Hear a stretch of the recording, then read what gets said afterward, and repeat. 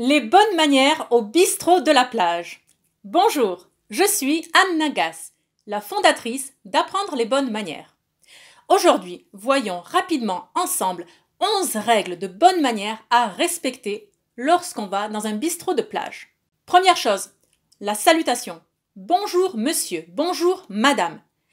Ajoutez le monsieur, le madame. Ce n'est pas juste un bonjour, salut, coucou.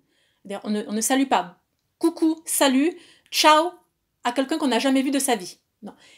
Oui, on est plus relaxé en vacances, mais attention à l'excès de familiarité. Donc saluez monsieur et madame.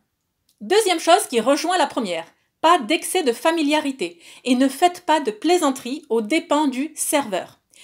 J'entends par là, vous l'avez tous connu, l'humoriste, je pense que c'était Bigard, d'ailleurs vous le connaissez encore, qui fait cette blague, lorsqu'on arrive au restaurant, le serveur demande « c'est pour dîner ?»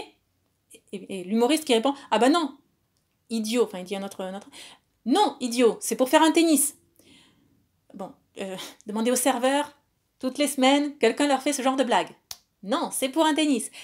Bon écoutez, ha ha ha. C'est bon, on a ri, on passe à autre chose maintenant, d'accord?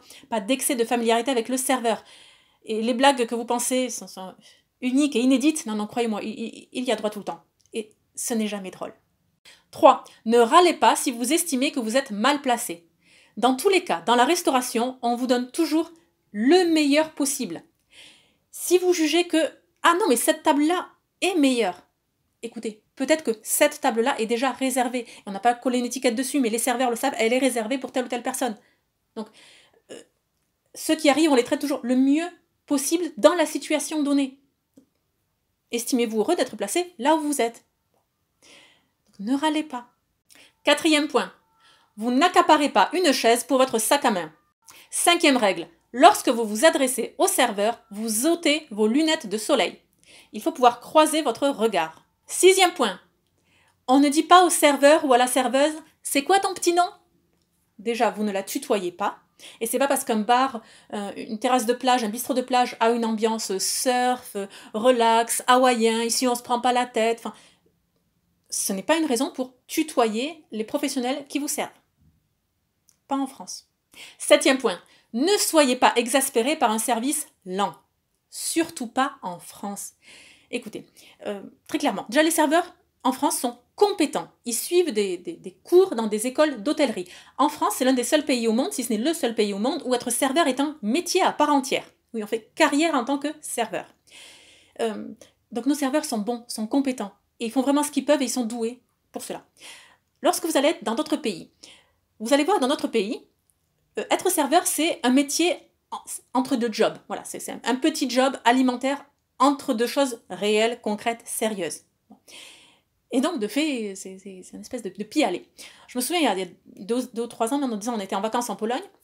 Voilà, là encore, le métier de serveur, c'est pas un métier, c'est quelque chose qu'on fait entre deux, quand on n'a rien d'autre à faire. Bon. Là, c'est bien, on part en vacances, on retourne en France, on savoure ce qu'on a. Le service était souvent tellement lent, mais tellement lent. Je crois qu'une fois, on était déjà exaspéré par le service, par la lenteur du service. Donc on avait commandé, que mon mari, qu'on avait vu dans le frigo de ce petit bistrot, une bière, un coca et une bouteille d'eau. Donc c'est ce qu'on avait commandé. Donc c'était là, il suffisait de le prendre et de l'amener à notre table. On a été servi au bout de 22 minutes, donc déjà après avoir payé 22 minutes, et d'une part, les serveurs, il n'y avait que quelques tables d'occupés, et tous les serveurs étaient à discuter, à tchatcher tous ensemble, là derrière le comptoir, à s'amuser, à bavarder entre eux, donc à ne pas faire leur travail, et avec c'est pas un irrespect du client, mais enfin c'est une absence de considération pour le client. Il n'y a pas ce service client. Bon, ça nous avait exaspérés, parce que ça fait déjà longtemps, et bon bref, je vous le dis tout de suite, après on allait au McDo. Voilà, c'est parti déjeuner au McDo, parce qu'au McDo, au moins on sait que c'est une franchise internationale, et on est servi en, c'était quoi, en 4 ou 7 minutes, je sais plus quels sont les quotas, mais de fait, oui, on était servi en 4 ou 7 minutes, c'était à notre table, et on a pu manger et partir. Bon, tout ça pour dire, écoutez, en France, les serveurs sont géniaux, ils sont compétents, parfois ils apprennent, donc ils sont peut-être lents parce qu'ils apprennent, mais ne nous plaignons pas de leur lenteur. En France, ils sont vraiment compétents. D'ailleurs, juste un petit mot là-dessus, c'est par rapport à ça qu'il y a un débat très intéressant sur est-ce qu'on donne un pourboire à un serveur ou pas. Parce qu'en France, on se dit, mais pourquoi donner un pourboire? En fait, on donne un pourboire pour un service exceptionnel. Mais en France, de toute façon, le service est bon. Donc, c'est ça, ça justifie pas. Qu'est-ce qu'il a fait de... Non, il m'a servi le café, c'est ce que j'ai commandé. Oui. En fait, c'est quand on va à l'étranger, et là, on voit, ça fait sens, parce que quand le service n'est pas exceptionnel ou n'est pas bon du tout, là, on différencie justement les bons par de l'argent en plus. C'est bon. Très bien. Poursuivons avec le 8e point. Le 8e point concerne Instagram, concerne donc les photos, les vidéos. Écoutez, évitez cet été de faire des photos, des vidéos dans des endroits publics et de montrer autour de vous les personnes qui ne portent pas le masque. Je dis ça un peu en fanfaronnant ici parce qu'on est au Pays Basque, c'est valable je pense pour la Corse et la Bretagne aussi, donc pour les extrémités de la France, on est ces villages d'irréductibles gaulois qui sont loin de la capitale et qui ne respectent pas toutes les règles. Donc écoutez, ne coulez pas la boîte, d'accord? Si dans certaines régions, le bon sens l'a emporté sur les règles gouvernementales de museler avec ce torchon autour de la bouche,